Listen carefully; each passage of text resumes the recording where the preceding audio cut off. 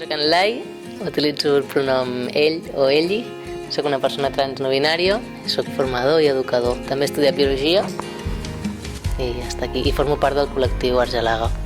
Jo soc en Zoe, faig servir pronom ell i elli, soc una persona trans no binària, bisexual i asexual, i soc biòleg i també formo part del col·lectiu L'Argelaga. Jo soc la Laia, pronom ella, i avui estic aquí per fer unes preguntetes sobre com establim relacions sanes. De què parlem quan parlem de desenvolupar relacions sanes, curoses i responsables? Quan estem parlant d'això, la idea és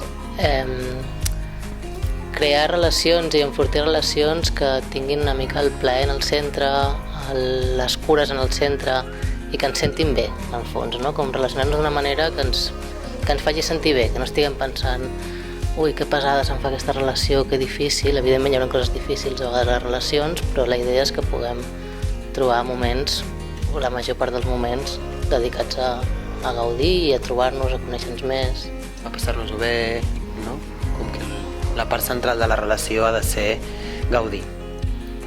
La resta poden ser moments puntuals, però ha d'estar més al marge. I què ens pot ajudar a detectar si alguna cosa no va bé en una relació? Si diem que les relacions segures i inclusives han de tenir el plaer al centre, doncs si en algun moment detectem que aquesta relació està tenint més moments d'angoixa o de dolor, de patiment, que moments de passar-nos-ho bé o moments de gaudir, vol dir que alguna cosa no està funcionant bé. Al final estem aquí per passar-nos-ho bé, per gaudir.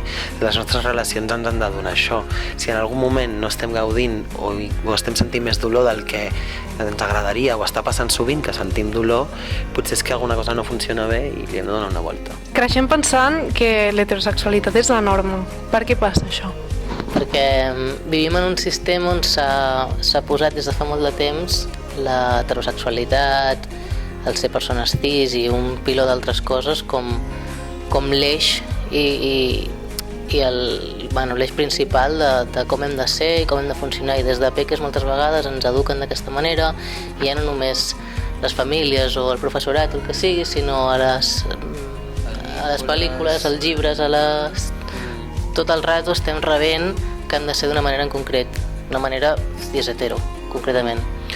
Clar, quan mirem la tele o quan llegim llibres, si la majoria de persones que surten són heterosexuals, és més difícil que nosaltres pensem que podem ser d'una altra manera, perquè tot el que se'ns ensenya o tot el que veiem és així. Llavors ens costa d'imaginar coses diferents, però realment hi ha persones diferents, hi ha persones bisexuals, lesbianes, gais i un llarguíssim etcètera que existim i estem aquí. L'únic que a vegades no ens ensenyen prou a la tele, no ens ensenyen prou als llibres, no ens ensenyen prou a l'escola, no ens ensenyen prou allà on ens han d'ensenyar. Ara la següent pregunta anava en aquesta línia, que era sobre si creieu que ens falten referents dissidents, de col·lectius dissidents, i què podem fer davant d'això. Sí, la resposta és sí. Sí, potser el que hem de començar a fer és posar les coses més fàcils perquè la gent LGTBI pugui arribar a tot arreu. Per exemple, potser hem de posar les coses més fàcils perquè pugui haver-hi més mestres LGTBI a les escoles. Potser hem de posar les coses més fàcils perquè les persones LGTBI surtin per la tele o perquè treballin al forn de pa del costat de casa meva. Si ens fos més fàcil d'arribar a aquests llocs de treball o a aquests espais, o rebéssim menys violència i poguéssim estar tot arreu amb més tranquil·litat, segurament veuríem a més persones LGTBI per tot arreu i diríem, jo també puc ser així, o jo sóc com aquesta persona i està bé. I ja per acabar, quan parlem de relacions ens ve molt ràpid al cap la idea de la parella i de l'amor romàntic, però les relacions van molt més enllà d'això, amistats, família. Què passa quan creem una jerarquia relacional i posem la relació amb una persona com la més important? Clar, al final, el xulo és poder cuidar a tothom de la manera que ens neixi, però sense estar jerarquitzant tota l'estona la parella per damunt de tota la resta de relacions, no? Perquè això ve una mica impulsat per la idea de trobar la teva mitja taronja, de l'amor romàntic, de que l'amor tot ho pot, l'amor tot ho val.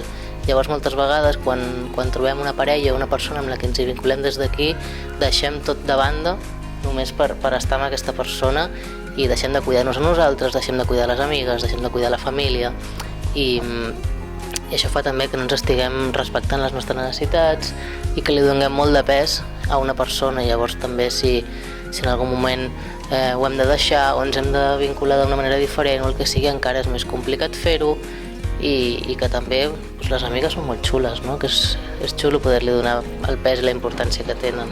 Sí, de fet, si busques al diccionari la paraula relació, no diu relació de parella, diu qualsevol relació amb qualsevol persona. Llavors, clar, ens han posat tant al cap que la relació de parella és la més important, que ens han fet creure que quan parlem de relació ha de ser parella, perquè un altre cop és el que veiem a les pel·lis, el que veiem a les sèries, als llibres. No hi ha gaires llibres on dues amigues o 5 amigues es facin supercol·legues i hi hagi una història d'amor superxula entre 5 amigues que se'n van a viure juntes, per exemple, no? Si algú se'n va a viure junt és una parella, però sí que existeixen amigues que es fan molt amigues i van a viure juntes.